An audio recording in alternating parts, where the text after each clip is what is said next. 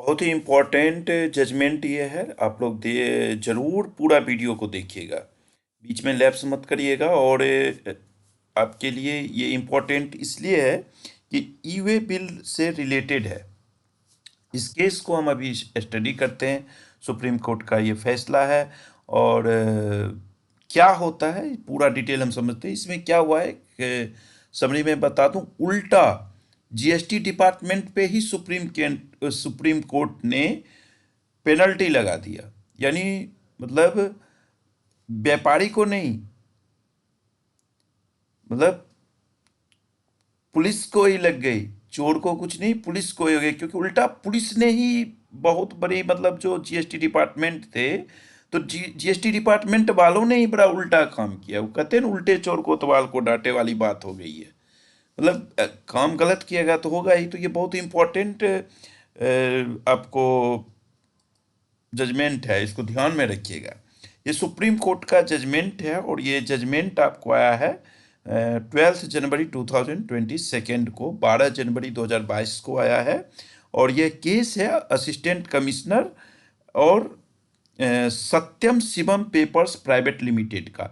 सत्यम Shivam papers private limited से ये जुड़ा हुआ केस है। केस तो 2020 का है, लेकिन हाई कोर्ट ने 2021 में इसका जजमेंट दिया था। जस्टिस जो हैं, जस्टिस दिनेश माहेश्वरी और जस्टिस ऋषिकेश रॉय की बेंच है। और जिसमें यहाँ पे देखिए क्या हुआ है, एक बार मैं समरी आपको बता देता हूँ।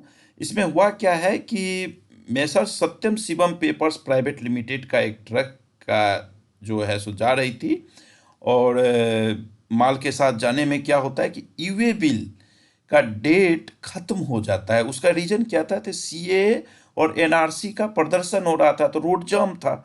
अब जब रोड जाम था, ट्रैफिक था, तो ट्रैफिक में क्या हुआ, जीएसटी मोबाइल टीम ने उसके गाड़ी को सीज कर लिया कि भैया ई वे बिल की सीमा जो है सो खत्म हो गया। तो व्यापारी अपना समझाया, भाई जैसे आपको जब पकड़ता है मोबाइल टीम, तो ऑब्वियसली आप लोग या हम लोग बताते हैं कि क्या रीजन था, भाई जाम था।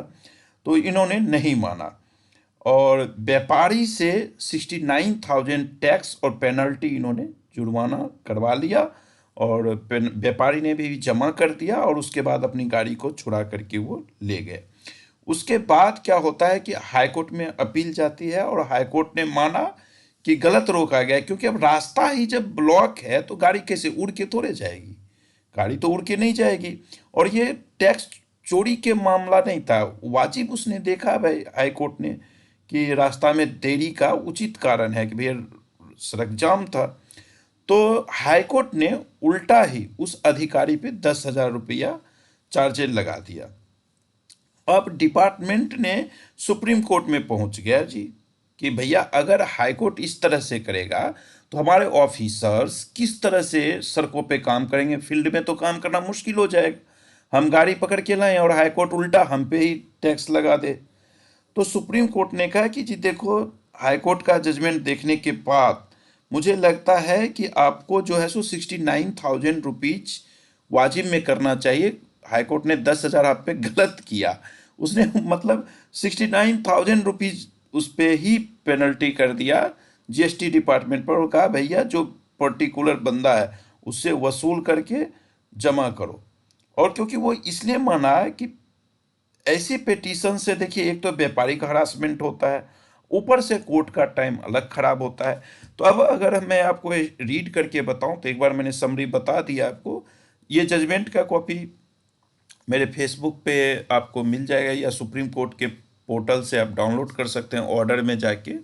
अदरवाइज मेरे फेसबुक के जो ग्रुप है जीएसटी राम प्रकाश गौतम, उस पर मैं अपलोड कर दूंगा और वहाँ से आप ले सकते हैं, इसको डाउनलोड कर सकते हैं, मैं लिंक दे दूंगा।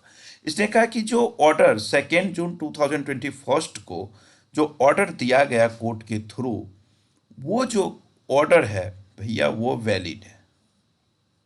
सुप्रीम कोर्ट का ये ऑर्डर है। सुप्रीम कोर्ट ने कह रहा है कि जो 2 जून 2021 को तेलंगाना हाईकोर्ट ने, हैदराबाद का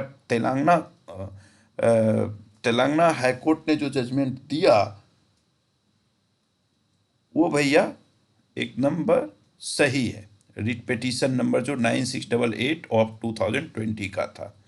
उसमें इन्होंने ये कहा कि we are clearly of the view that the error if any on the part of the high court had been of imposing only nominal cost of ₹10,000।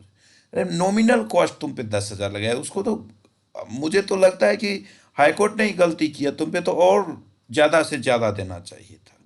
और यहाँ पे ये बिल जो एक्सपायर किया उसका कहीं ये सबूत नहीं है कि ये ईवे बिल चोरी के उद्देश्य से रखा गया था या गलत तरीके से बिल काटा गया था ईवे बिल। उसके बाद ऑफिसर जब गाड़ी को पकड़ता है तो प्रॉपर उसको जो डेजिग्नेटेड प्लेस है गवर्नमेंट का कस्टडी का वहाँ ना ले जा करके 16 दिन तक ऑफिसर उसको अपने रिलेटिव के यहाँ रख लेता है। ये भी बड़ी मुश्किल बात है। हाईकोर्ट के ऑर्डर में इसने देखा कि ट्रैफिक ब्लॉकेज जो बैसर बाग कोई है जहाँ पे सीएए और एनआरसी के कारण जो उनका स्ट्राइक था उसके कारण यहाँ पे ट्रैफिक ब्लॉकेज था। जब ट्रैफिक ब्लॉकेज है तो गाड़ी उड़ के नहीं जाएगी। On 4 January 2020 up to 8:30 PM रात को 8:30 बजे तक 4 जनवरी 2020 को गाड़ी ट्रैफिक ब्लॉकेज था। अब इस केस में जो ट्रॉली थी गाड़ी की वो कैसे जा सकती है, इसलिए वो अपना टाइम पे डिलीवरी नहीं दे पाया। अब 4 जनवरी सैटरडे, 5 जनवरी संडे और नेक्स्ट वर्किंग डे पड़ता है 6 जनवरी को, और तब तक इसका खत्म हो चुका था।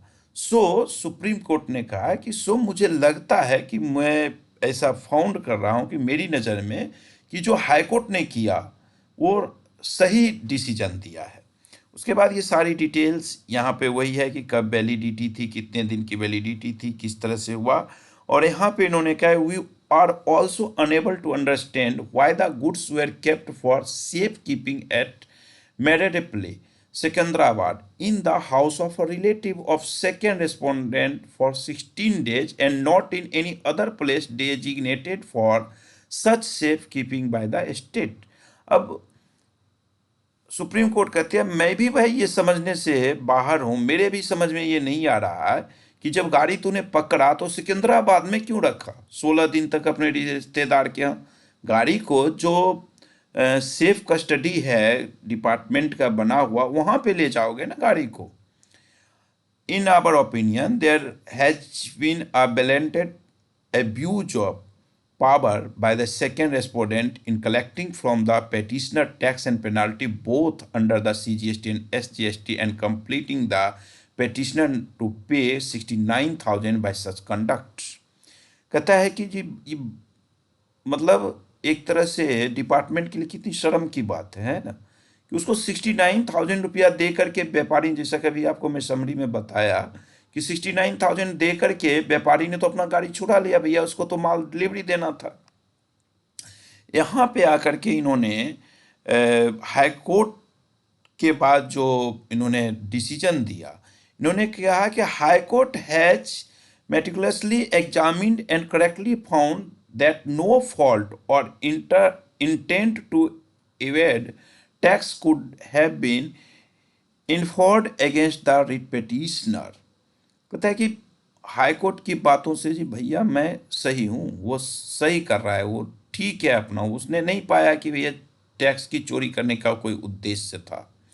आगे इसको आप पढ़ोगे तो इसमें यही कहा है कि this matter is rather on the lower side considering the overall conduct of the petitioner number 2 and the corresponding harassment faced by the writ petitioner, we find it rather necessary to enhance the amount of cost।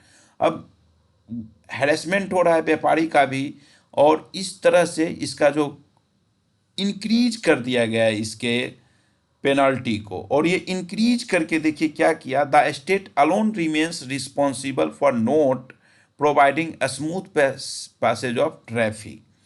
Having said so, having found no question of law being involved and having found this petition itself being rather misconceived, we are constrained to enhance the amount of cost imposed in this matter by the High Court। मतलब इसने कहा कि भैया मैं अब high court ने जो 10,000 रुपया पेनल्टी लगाया उसको इंक्रीज करता हूँ, लिख रहे हैं, the high court has awarded cost to the writ petitioner in the sum of ₹10,000 in relation to tax and penalty of ₹69,000 that was sought to be imposed by the petitioner in the given circumstance. A further sum of ₹59,000 is imposed on the petitioner towards cost which shall be payable to the writ petitioner within 4 weeks from today. This would be over and above the sum of ₹10,000 already awarded by the High Court. उसने कहा 10,000 तो high court ने लगाया ही लगाया, उसके ऊपर मैं 59,000 और लगा के यानी 69,000 रुपया लगाता हूं, और इसको आज से with in 4 weeks from today, आज से लेके 4 सप्ताह के अंदर आपको ये पेनल्टी जमा करना है। तो ये डिसीजन दिया गया मतलब सुप्रीम कोर्ट के थ्रू कि अगर देखिए कई लोग कहते हैं ना कि भारत में लॉ नहीं है। भैया लॉ तो है, आपके पास थोड़ा सा नॉलेज लेना पड़ेगा और एविडेंस अपने पास रखिए कि हाँ उस दिन क्या हुआ था। तो बहुत अच्छा जजमेंट दिया, हाई कोर्ट ने जजमेंट दिया, हाई कोर्ट के जजमेंट के बाद सुप्रीम कोर्ट ने दे दिया जजमेंट। तो ये बहुत ही बेस्ट जजमेंट है, और ये हैदराबाद के लिए, खास करके तेलंगाना के लिए अगर ऐसा हुआ साउथ से, और फिर सुप्रीम कोर्ट ने भी इसी कोर्ट के, हाई कोर्ट के जजमेंट को बरकरार ही ना रख करके और पेनल्टी को बढ़ा दिया कि जितना दिया उस बंदे ने, बिजनेसमैन ने, उतना का उतना इससे ले लिया। इस ऑफिसर के लिए भी सबक सीखने के योग्य है।